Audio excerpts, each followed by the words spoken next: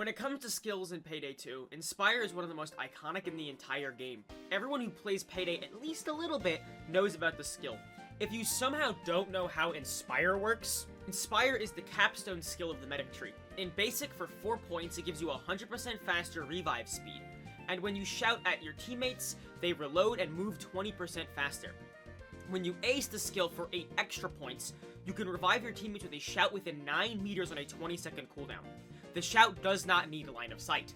Inspire Basic on its own is quite a good skill. If you have the points for it, most builds like taking it.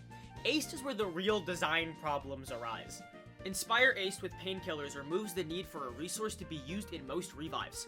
For hand revives, you need to clear the area or use a resource such as concussions, deck throwable, or first aid kit. This does not mean you shouldn't use them to support Inspire revives, they just don't tend to be borderline mandatory.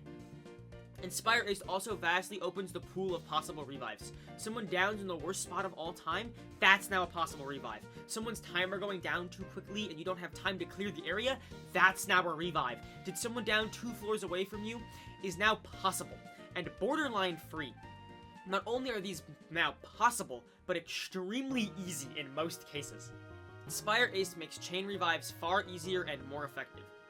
For a hypothetical, if all 3 players are down at the same time, you can inspire someone to have 2 people on the field moving and recover from a borderline lost heist in seconds.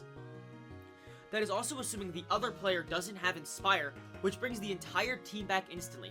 Without the skill, it would be far harder to recover, and you aren't going to make great heist progress, as you most likely need to trade a player or 2.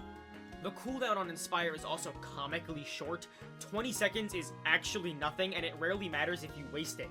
Most teams just spam the hell out of this skill, for good reason, as doc bags don't really matter because most DS teams have 47 doctor bags, and then the asset ones on the map, leading to you having like 50 total downs per player.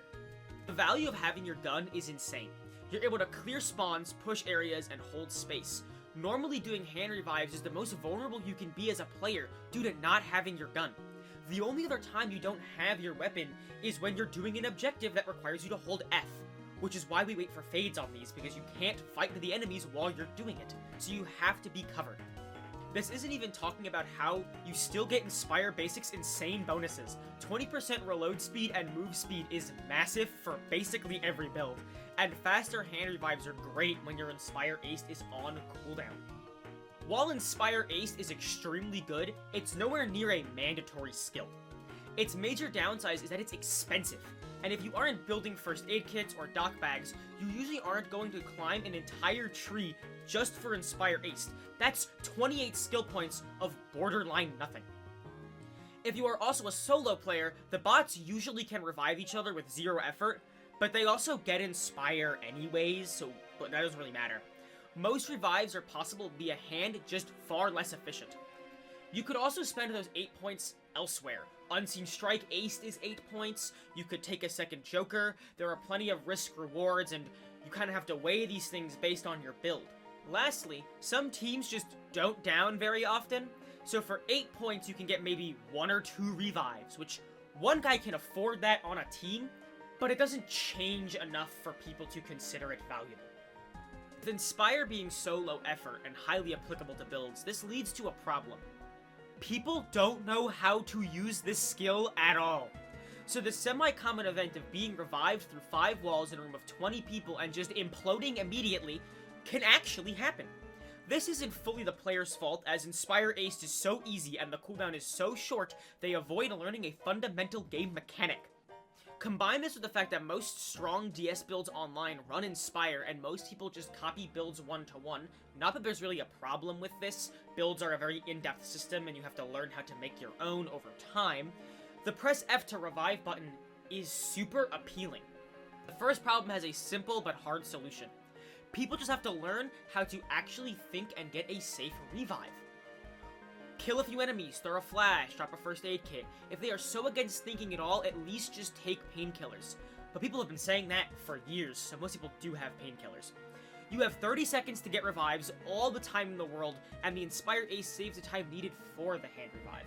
But what if you don't know what a safe revive is? Let's quickly go over that. So what even makes a safe revive? For hand revives, it's a small checklist.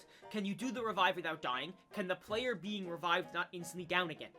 Inspire is far more complex than that. When it comes to shout revives, the other player's build matters far more. For an example, if I revive someone on Burglar, they have moderate dodge as well as one-shot armor and health, even with painkillers. If they are revived in a group of enemies with no support, they are likely to just die immediately again. Compared to something like Anarchist, which has 2-shot armor and 2-second god mode with gating, while also benefiting from painkillers, it's far more likely to almost guaranteed to survive ridiculous Inspires. For decks that need it and no painkillers, try to clear areas or use utility to help them survive. This isn't mandatory if it's a good enough situation. It may cost resources, but not a player in custody, which is always worse than one out of it.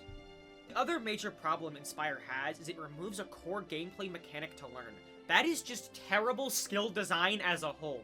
How to actually get a revive is Payday 101, and if you get rid of that, it removes learning, and the player gets worse over time because of it.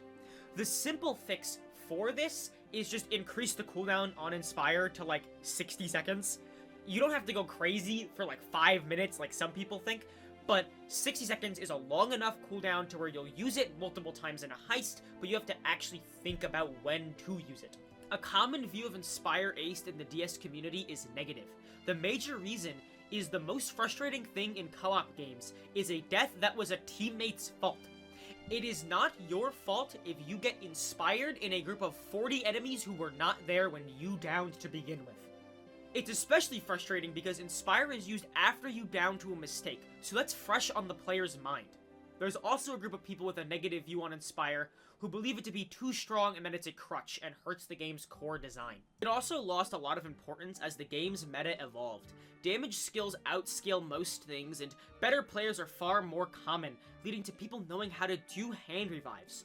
Players also down less due to general player skill being improved. And rev builds are seen more as a crutch rather than an effective build type compared to the common builds, so you no longer have John Swansong dying in front of 40 enemies in the middle of the open anymore. There's also a group of people who view the skill as mandatory, bringing its reputation down even further. Some Inspire users view non-Inspire users as mentally deranged and call builds without it unviable. Obviously, these aren't every single view on the skill. There are people who just don't really care, and there are people who care on differing levels. These are just the extremes who are very loud. With all these different views on the skill, Inspire as a whole has been controversial.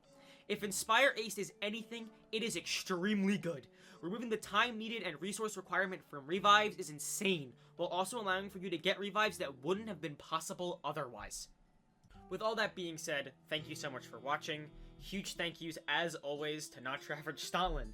He's my co-author on basically everything I do at this point, so I'm always thankful for that, and happy birthday as well. This should come out on his birthday. One last thing. If you want to be a part of the gameplay recording, I always record everything on my Discord. I play games on my Discord. Join my Discord server. Smiley, it's down below. Thank you so much for watching. Next video should be about another skill I wanted to talk about. So, see you when I finish that.